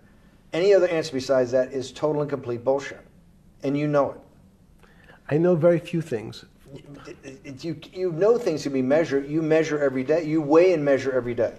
You weigh and measure people. You weigh and measure leaders. You weigh and measure economies. You weigh and measure politics. It's a very good. You weigh and measure. You weigh. Hang on. Your whole life, in fact, is measuring. So what you've now done is a great thing, is you've used the word measure, a mathematic term, in the common vernacular and abused it. So I don't even recognize what it means. It's so abusive to my field. Why? And let's go to that. In mathematics, measure means what specifically? There's no specific. It's an approximation, or giving something a number. Einstein said, we're not asking you to go to the 9th decimal point. You didn't say that before. No, you're not going to the 9th. I don't even. What if I say measure how tall are you? You'd say in your case 6 foot. 6 feet. But is it 6 foot 1 inch? Give or take, between 5'11" and 6 feet. But what's that? But I want. So the question is, I want an accurate. I got Zeno's paradox. I don't even know what it means to measure you. Am I measuring the top of your hair, the top of your skull, and the finer, the more you're being rabbinical. This is like I shaved my beard off. I used to be rabbinical. No, my point is, isn't that going through the Torah where you're parsing every definition? No, so, however we broadly define measure, your life literally is about measurement, is it not? It's about putting numbers on things so that I can try my best. That you can call it whatever you like. If that Well, that what do makes you ca- feel what- better. What do you know? No, Because I I'm wanna trying to make you relate it happy. back to your scientific inquiry. No, even a number. People don't. A number is a complicated When did thing. you come? When did you come to this When did you come to this aha moment? Was when it was in your solitary confinement, when the biggest financial crisis in world history was going on, in your 7x9 jail cell with your metal bed and your two brushes because you were a trustee with the brown uniform on, trustee spelled wrong. Is that the moment of clarity that you had about science and Newtonian physics and everything that we can measure is really not going to be the way we go forward? It's going to be much more esoteric, emotional intelligence thing. Was that your moment of clarity? I wish it was, because it would make such a great story for this interview, but it's not. It's the fact that I lead such a privileged life to come across. But when did you? If it didn't happen then, when did it? Or did it happen before? I was then? going to hopefully Okay. get to the. Okay. I'm in a privileged position to have some of the world's smartest people come to my house and tell me what they think about different subjects, and I finally realized that the thing that they had most in common was there was this area, no matter how smart they were, that when I asked them the questions, they said they'd have to resort to a 500 or 1,000-year-old response to that question, which was, I don't know. You know who else found that out? Socrates. That's what Socrates kept doing, right? Socrates kept asking all the experts. He would go through, question after question after question, and realize at the end they didn't really know. They really didn't basically understand what they were talking about. And one of the things that people won't enjoy, it turns out that potentially one of the bad things to teach children is how to write. So writing, reading, and arithmetic was supposed to be, everyone's supposed to be taught. But writing forces you into a very narrow channel of thinking. You have to write in a certain form, in a certain way, in a certain linear pattern.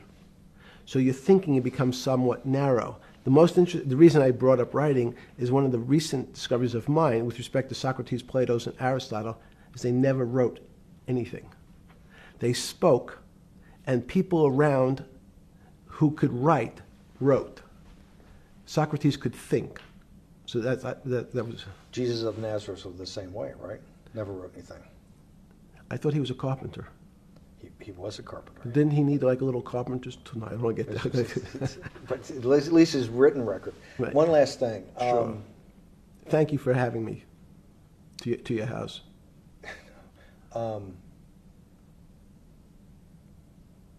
Vegetable juice. Let's go back. Look what vegetable juice does. When did the beginning of that? Was there any one aha moment in all these great thinkers? Did it happen before 2008? Was it after?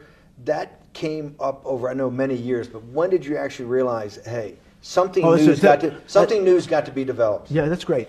Is that because again, I'm privileged enough to have people around me who've given lots of philanthropic gifts to institutions of higher learning, and when I said the impact, how do you judge the impact of your giving? And we sat down and said, no really new ideas have come out. And I realized that, of course, it hasn't come out because we've been looking at using science and mathematics, and it's the wrong tool. It's obvious. Institutions that are set up and try to put forward knowledge and understanding and truth, should they take your money? Derek Bach at Harvard said, taking money for good causes is a good thing.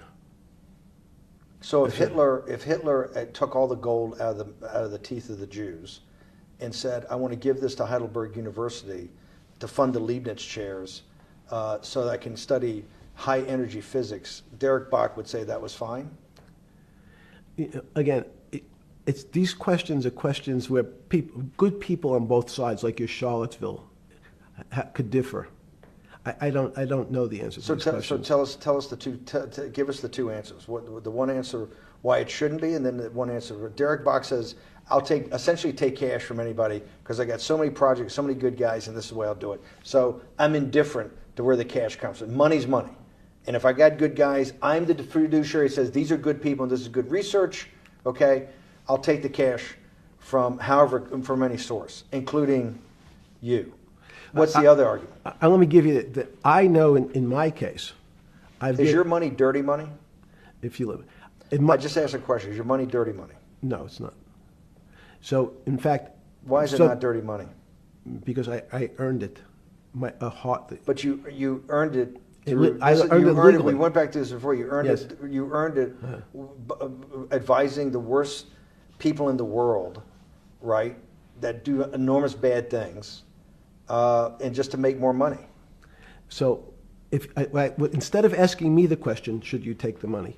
Because I think it's a legitimate question. Do you think it's a legitimate question? Yes, no Why? question.